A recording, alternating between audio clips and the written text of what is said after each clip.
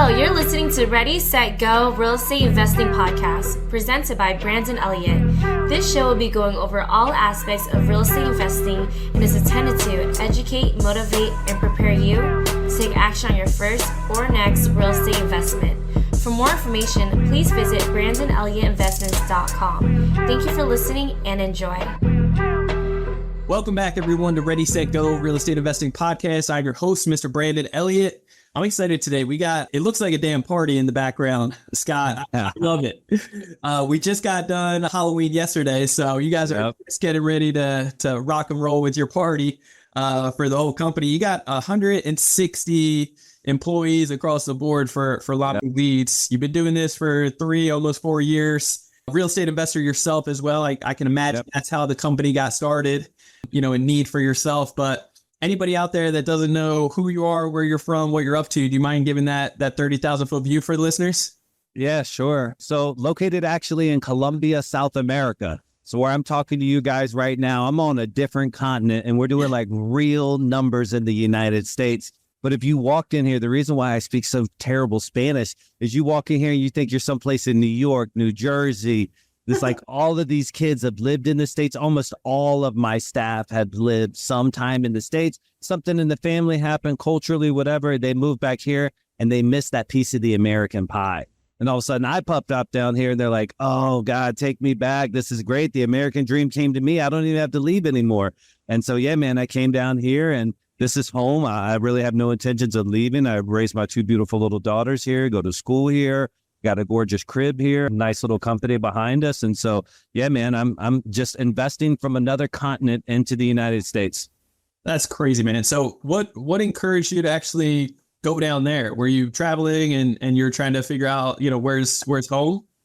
So when I got into your guys' industry, Brandon, I realized how important CPL is across all my marketing channels, my cost per lead. And so when I wanted to bolt on to my investing business beyond PPC, which was my initial natural entry, I said, okay, I want to do cold calling, but I couldn't get quality right. And so first what I was like, okay, well, if I wanted to build this on the United States, I can't get the right CPL because it's hard to pay a 19-year-old kid $18 an hour and get the right CPL. So once that was off the equation board, then I tried Egypt, I tried Philippines, and then finally, I tried Colombia and I got a good crew, good numbers, good hours, good culture, but they didn't know how to scale. So I told my business partner, I was like, bro, I'll just move down there for 6 months. This is exactly where I want to do it. These people understand America. They're on the same time zones. They get it down there.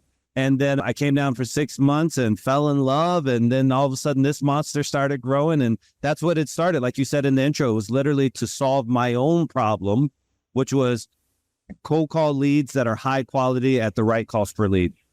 Now, where were you located when you were in the States? Orlando. That's where my closers are at. That's where the investment office is at. And that's where I started my real estate journey, was in Orlando. After I got done with other industries, I made a boat ton of money in other industries, marketing for different verticals. So I kind of always had the marketing background. When I saw REI, I was like, oh, this is an interesting campaign. So let's roll. So what were you doing exactly before that? And what's real estate for you? So selling leads to attorneys. And so me and my business partners bought and built from our spare bedrooms, like a really, really monster business, selling leads to attorneys. Ended up getting so big as to where we're meeting politicians to try to influence different bills being passed. The issue is we got super big and we hit a radar when we were on Rush Limbaugh and all these other really conservative TV shows. And it ended up attracting a little too much attention because technically attorneys shouldn't be buying leads. That makes them ambulance chasers. And so then before you know it, you're kind of like an advisor, but you're a marketing guy. So ultimately that venue got shut down after we did exceptionally well for a while. And my buddy was in Orlando because I'd loaned him money on deals and mobile home parks and stuff. And he was just like, dude, I'm telling you, if you'll just take this business model and put it into your ecosystem, dude, I think you'll kill it. And so I looked at it and I did some really good diligence on the industry and I felt comfortable going into it. And then ultimately, before you know it, 7 dominoes in a row. And now I'm talking to Brandon Elliott from Colombia, South America. I love it, man. Did you have any friends or family members that were actually doing real estate though prior? Because right now you're still taking down Just that guy. Just that one guy? Okay. And you're still taking down a couple deals per month typically now, Yep. as well as storage units? Yeah, so we're a primary wholesaling business, cherry picking the good ones at the top for ourselves. Like that's our thing. And we've done exceptionally well. There's always room for growth. We've done really fair there. And then one of my business partners does the commercial side in that business. And so he's the one out there sourcing for the self-storage facilities. And so we got a really, really awesome one in Texas, a couple other ones here in Florida and the Carolinas. And that's about it on the commercial side. Our primary focus is distressed home, just like my clients. So like all this behind me isn't just for me. I have clients now. And so like I'm my only client in Orlando, and then I'll have another guy in Pennsylvania, and I'll have another guy in Ohio, and another guy in Carolinas and Arizona, et cetera, et cetera. So I'm just one of my own clients. I love it. So you focus your leads just in Orlando, and then I know you guys are focusing on a lot of people nationwide, correct? Well, yeah, pretty much every major market. Okay.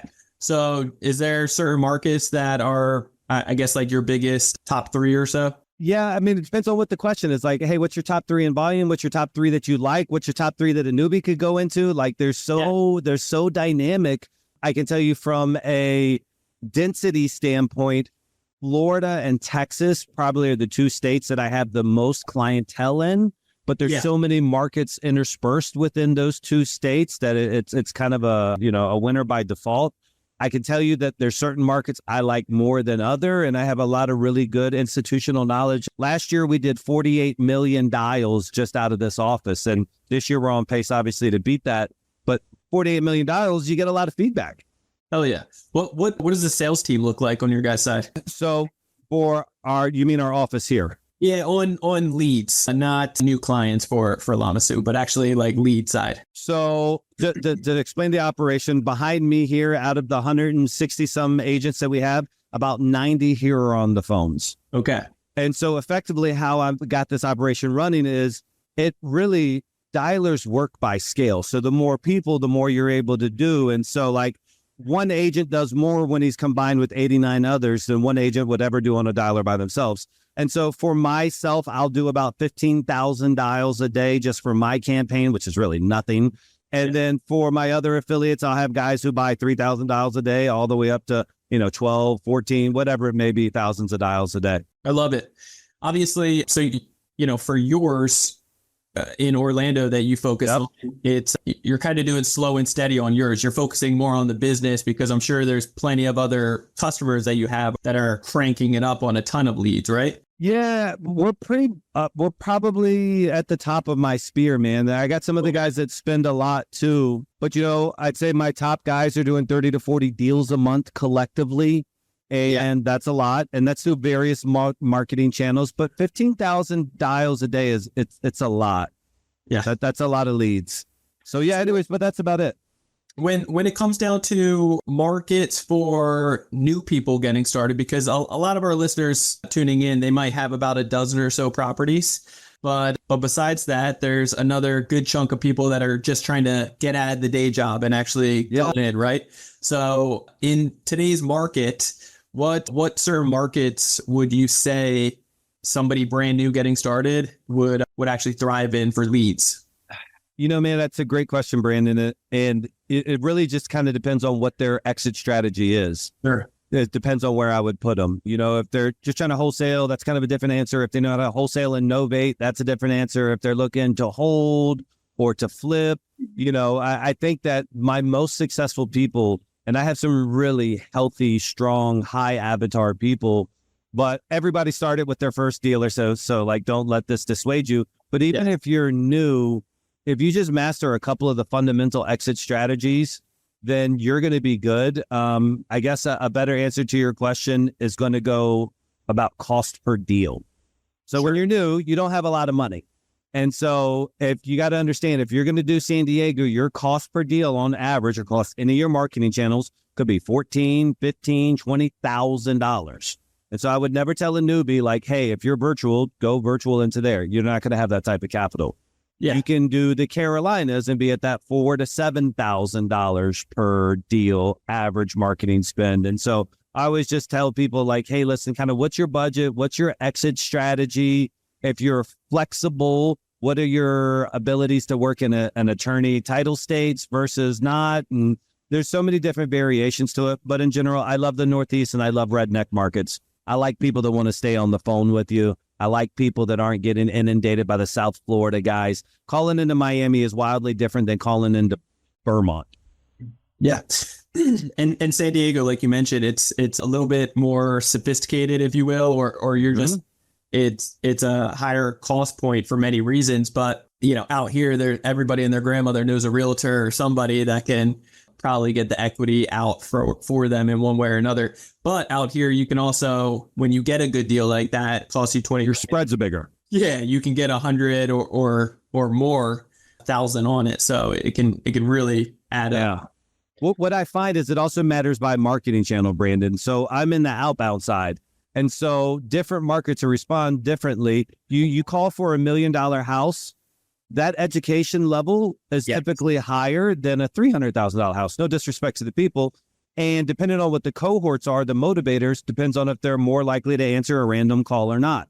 And so all of the things, these matter by different marketing channels. The reason why mail or text or SMS or PPC or PPL or whatever performs differently has a lot to do about the community and the price point. And so just being able to see it all, if you had not unlimited money, but if you had enough to get you through your education curve, I love the tier 1 A+ markets, the Los Angeles, the San Diego, the Phoenixes, the Las Vegas, Nevadas. Those spreads are so big. The Miamis, the spreads are so big compared to the other markets. You just got to have enough cushion to withstand what it takes to build a pipeline. Yeah, that's so good. The education needs to be there. And just that, that running cost to get started. But afterwards, you're rocking and rolling. Exactly right. Talk to me about leads in general. Like, how are you guys actually getting your list and doing the calling and preparing, scrubbing it and so forth? What does that look like?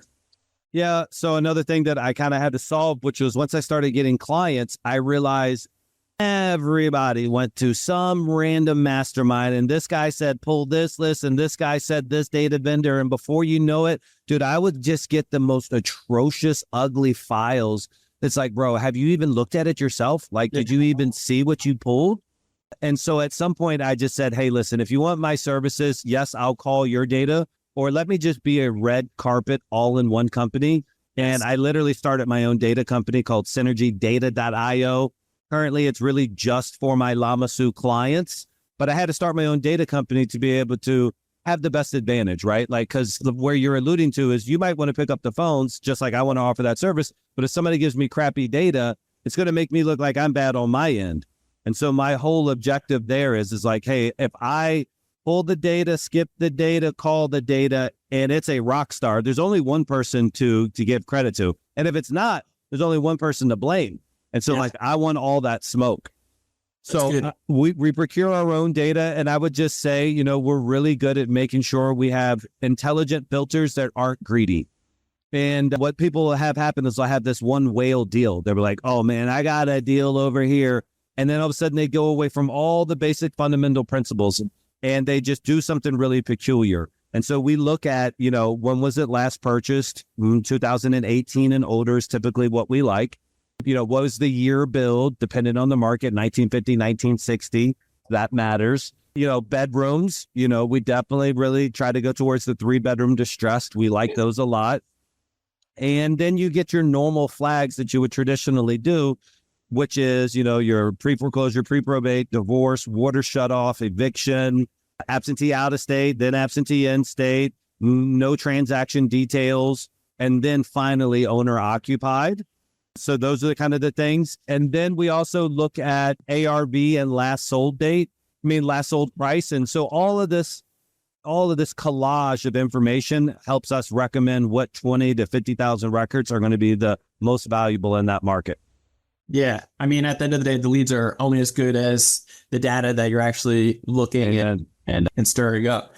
You mentioned a bunch of different great criteria that, anybody actually, they should be taking notes on this, guys. So rewind that if needed and soak that up. A lot of good knowledge right there just dropped. When it comes down to the year, you mentioned a certain range, depends on the market.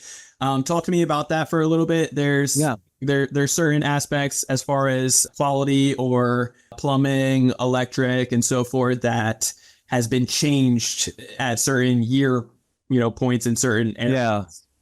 So the 2 years that we look at are the purchase date. And so we want to make sure there's ample equity in there. And so that's why I don't even really care about what the records tell me on LTV. I just know that they bought it 2018 or older, that we got now 6 years, 7 years of equity buildup and 7 years worth of mortgage pay down. So that person's got a nice spread. Okay. And in regards to the year built, we like things that are older built. Those are the ones we know that those kitchens are very likely statistically going to be the original kitchens. Or if it was rehabbed, probably right before it was last sold in 2017. So 2014, 2012 rehabs. And so that's why we just like the older houses. You have to be very careful in some of these northeastern states like Philadelphia. If you go all the way back, you'll have homes that are, townhomes or row homes, that are in the 30s and the 40s. And so you want to avoid the overly old for most markets, because if you're in this space and you're saying, I'll wholesale first to get started and then I'll invest or whatever, you got to think like a buyer would. And a buyer's really not going to want a 1920 properties with the old tube electricity and stuff. And so there's so much stuff that you can get it so good and narrowed in that you're calling people that not only want to sell, but also your buyers want to buy, and you're not wasting effort on something that doesn't fit those two Venn diagrams. Yeah, the knob and tube electric is really, it's crazy. It's a thing. So, I mean, there are properties like that, though, right? Some of my first dozen properties I was buying in the hood, and it was, the 1920s and so forth, 1930s. A lot of mistakes on those. But, do you find that some people are still willing to do the BRRRR strategy or flip them? Yeah, I think when it comes to it, it's all about how you start and then where you expand. And so what I always tell people is, let's go after our ideal deal avatar first. And then we're going to have to do one of two things. Like if you only stay at your ideal, your circle's going to be so small that you will get a law of diminishing returns in regards to deal volume. Because at a certain amount of time, you've collected the universe of your data. But as soon as we've hit the wall, there's no need to keep on hitting. We'll still always work that data, but now we expand our age a little bit older and a little bit older, or go a little bit higher here. And so that's when I would say we go after some of those other ones that pop up there. But an initial, because, thinking for beginners here, I like those cohorts. And then you can always expand and loosen it up as cash flow is coming in to pick up some of those other deals. It's good. I love it. So you guys are only doing outbound calls, right? You're not actually doing any postcards or any other marketing channels. SMS. I'd literally just partnered with a company in China because Launch Control really took a kick in the nuts, which was the platform that we were using at scale for our affiliates for a long time. So we just partnered with a company out of China, and which is good for me because it gave us, I used to say, like, if you can't beat them, join them. Now I say, if you can't beat them, go around them, because that's what we did with the carriers. So we now do outbound SMS too, which is working fantastic. But everything we're doing is cold outreach here because that's the lowest CPL out of all of the marketing channels. And it has the highest ROI when done correctly because of the low CPL. It's just, math here, but we try to make them really quality outbound leads. As far as there's a lot of crazy regulations, rules, and so forth when it comes down to SMS and violations, and people that are sue happy that try to do a lot of things like that. So is there ways around that, or I guess just a certain path that you guys have to follow to stay compliant? There is. I think the first thing is to realize the difference between rumors and reality. Sure. And so a lot of people really think that there's laws prohibiting from using these text messaging platforms. What happened was the Congress was going to come after the carriers, and the carriers said, well, wait a minute, we'll police ourselves, because that's how good lobbyists work. We say, hey, we'll police ourselves. And that's when you started to hear all these phrases like 10A2DP and like all these new regulations that were being set up. And it's really just a homeowners association for the carriers. So what they're really trying to avoid is these guys and gals in places, offshore countries, scamming people, IRS scams, et cetera, et cetera. There's just so many bad scams that happen. So, we stay compliant. We register all of our websites. We go through all that. But the most important part for my clientele is I'm doing the initial conversation. I'm vetting and verifying those customers. I'm qualifying that lead. And at the end of that lead, I'm getting permission for them to be contacted back by the local investor in that area. So by the time it actually makes it through the entire life cycle, it becomes an opted-in lead for that affiliate. I love it. As a business owner, you've had multiple businesses in the past. You've been doing this the last couple of years. You grew something tremendous at this point. I'm sure there's some learning curves along the way. Anything big that stands out to you that you're like, holy shit, I wish I didn't have to learn that one, or something that would be useful to the listeners? I've always been blessed to be in high ticket sales. And so I've always thought of myself as being like really blessed. And my goal was always to be like one of the best salesmen, sales trainers, sales. And I love sales. I eat, sleep, and breathe. I think the art of communication, the power of persuasion absolutely radicalized my life and gave me so much that I wanted to give myself, my family members, these kids. So I'm a big advocate of sales beyond. Love it. But recently it's been, I appreciate how much I enjoy and have grown as a CEO and as a leader and what that means. And it's a whole nother level to this other hustler thing. Now it's this really mature version of that kid. And so to answer your question, man, I would probably say accountability is the number one driving factor of the success of our company. No metric hides in our company. No person is left behind in our company. Everybody knows when you walk into here, the winners will be celebrated. The losers will be acknowledged. Yeah. But we create this culture not to demean, but to identify who needs help.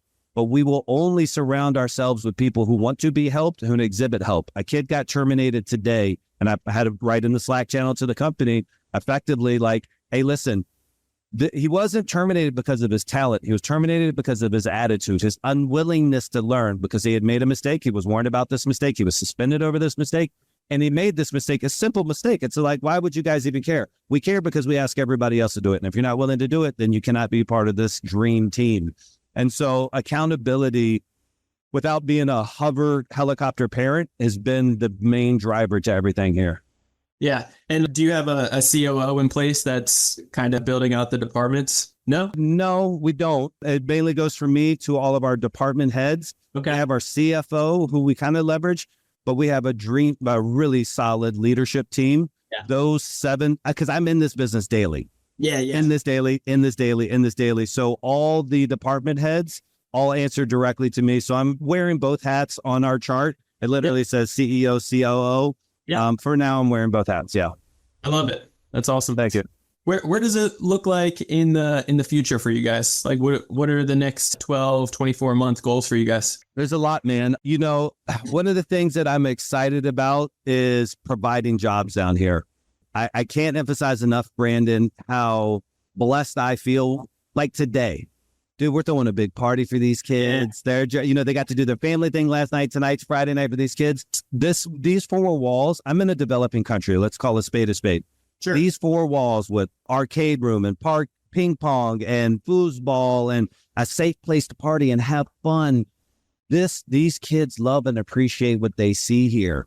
And so my forecast is, how do I continue to get more people who wildly appreciate this job opportunity? How do I grow that for more kids here? That's the foundation of the forecast.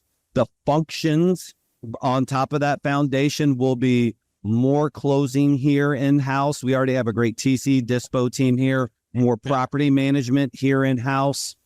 At some point, I'll either get bought out on this side. When I say bought out, just the IP from the data, the results that I have right now, somebody needs to grab up. But more importantly, I don't see me forever having affiliates.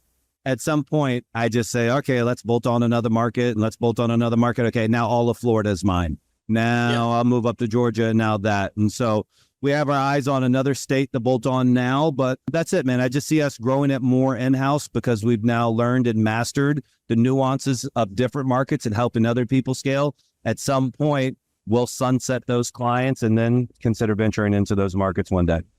I love it. Super inspiring. When it comes down to, a lot of companies, especially data companies, the data is really where it's all That's where the money's at, right?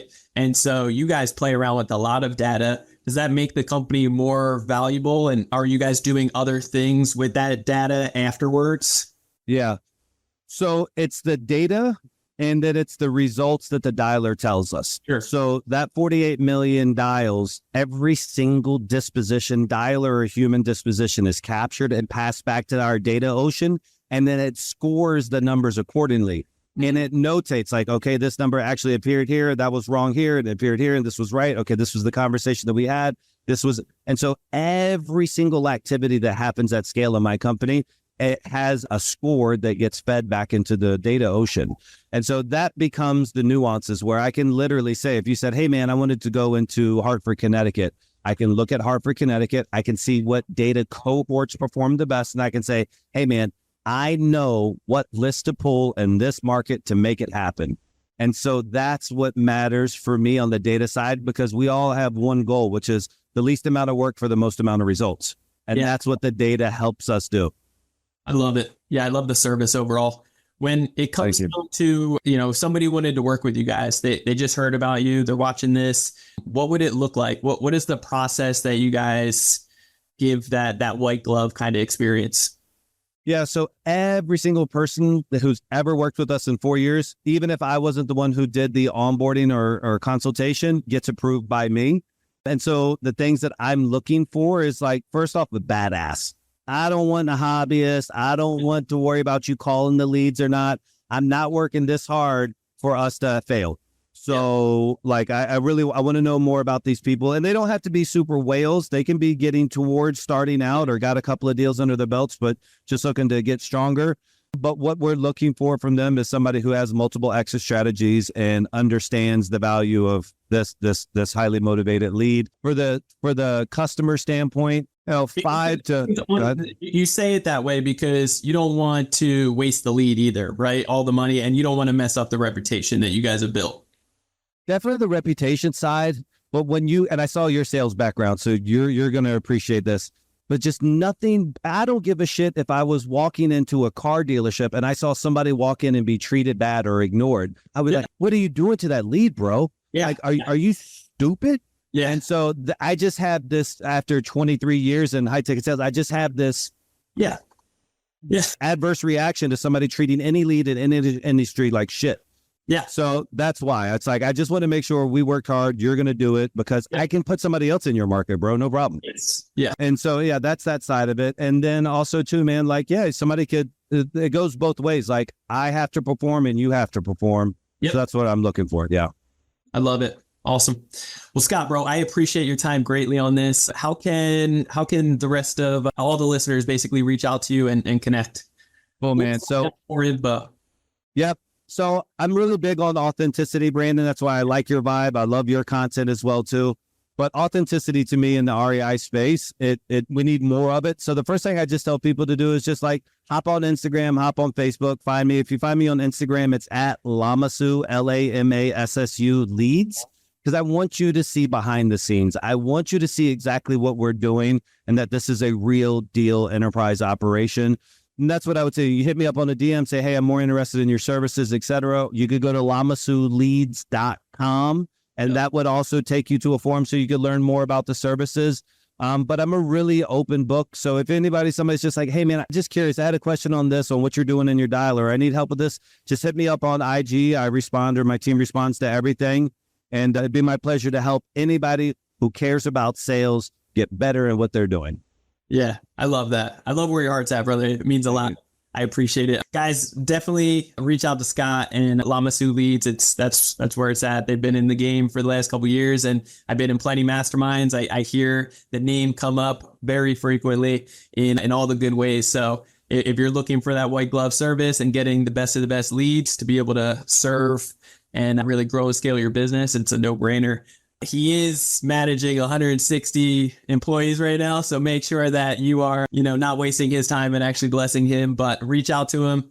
wealth and knowledge. And if you guys want to get a hold of me, you can always do so on Instagram, Brandon Elliott Investments. Otherwise, check out our business page, Credit Counsel Elite on IG. And if you haven't already checked out creditcounselelite.com, what are you waiting for? We are helping you get out of that 9-to-5 and get the funding that you need to be able to start a business, grow and scale a business, showing you how to get access up to $500,000 in the next 30 to 90 days with interest rates as low as 0%. If you want to learn more about that, and I know it sounds too good to be true, check it out. It is on creditcounselelite.com. It will explain a little bit more. Afterwards, you can book a call with either me or someone on our team, and we'll be able to give you that roadmap of what that looks like. So we'll see you guys next time. Scott, appreciate you, brother, greatly. Have fun today, guys. God bless. Talk to you, brother. This has been another episode of Ready, Set, Go Real Estate Investing Podcast, brought to you by Brandon Elliott. For more information, please visit BrandonElliottInvestments.com. Also, please don't forget to like, share, and leave a comment below. Thanks again for joining.